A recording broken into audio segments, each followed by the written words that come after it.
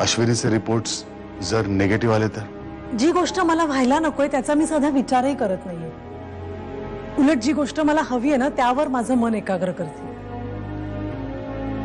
हे बघ मीता, किटीचं प्रकरण होऊन फार दिवस झालेले नाहीयेत. त्यावेळेस तुला किती त्रास झाला होता विसरलीस का तू? यावेळेला असं काहीही होणार नाही. किटीने सगळं सांगितलंय मला. काय सांगितलं तिने? हेच की तुझ्यावर खूप संकट आली आणि त्या सगळ्यातून तू स्वतःची सुटकाही करून घेतलीस. कुठून आणलेस एवढे पैसे? स्वत्व विकलस ना तू, आणि त्याला बिलगून असलेलं माझं प्रेमही विकलस. माझं प्रेम जर विकण्यासारखं आहे असं तुला वाटत असेल तर मला स्पष्ट सांग.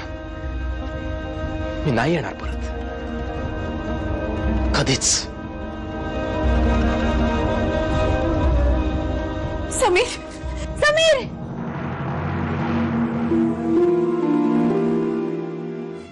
हे बघ नमिता, उपासाला दूध प्यायला काही हरकत नाहीये की नाही? म्हणजे काय मग? म्हणजे दूध पिऊन टाक. मी पिणार नाही शुभंकर, तुला माहिती आहे. अरे बस करा, काय भांडताय हे? काय सांगू बाई तुला आता, माझ्या घरच्यांनाच मी कळले नाही नीट.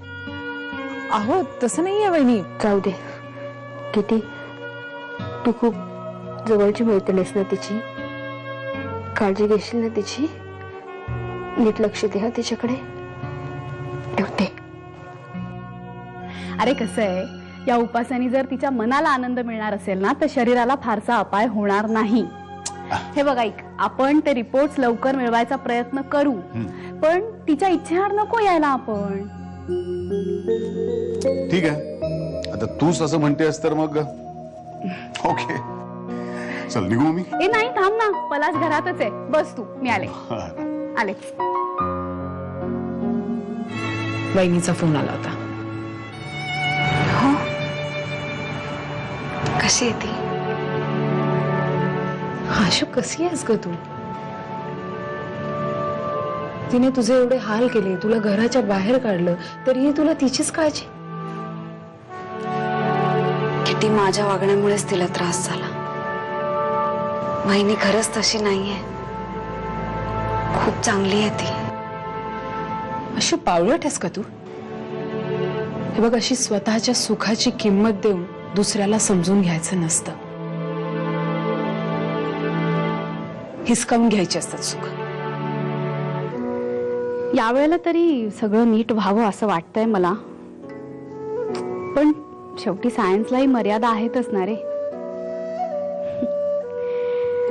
अशा वेळी ना डॉक्टर्स जे सांगतात ना ते मी करणार आहे. प्रार्थना. तेव्हा मी कशी निघू या गुंत्यातून? माझ्या मेडिकल टेस्टचे रिपोर्ट चांगले येऊ दे नको तेव्हा.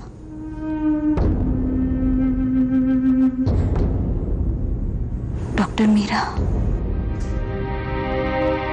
डॉक्टर मीरा, कदाचित त्याच मला मदत करू शकतील. पैशांच्या संदर्भात एका माणसाला भेटायला जायचंय. सुट्टी मागायची भीती वाटते. अच्छा अच्छा अच्छा, एवढंच ना? वेडी आहेस का तू? चल चल, निघ निघ, पळ पळ, ताबडतोब. खरंच जाऊ? अगं असं काय विचारते, खरंच जाऊ? एकदा सांगितलं ना जा म्हणून, जा पळ. ते काम? अश्विनी, नाहीतरी कामात कुठे लक्ष लागणार आहे तुझं? त्यापेक्षा तू तुझं काम कर, जा.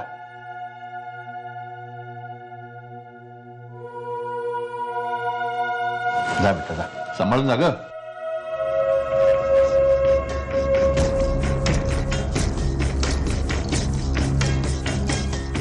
काहीतरी पाणी नक्कीच मुरतंय. त्या म्हाताऱ्याची नजर धोका नाही द्यायची.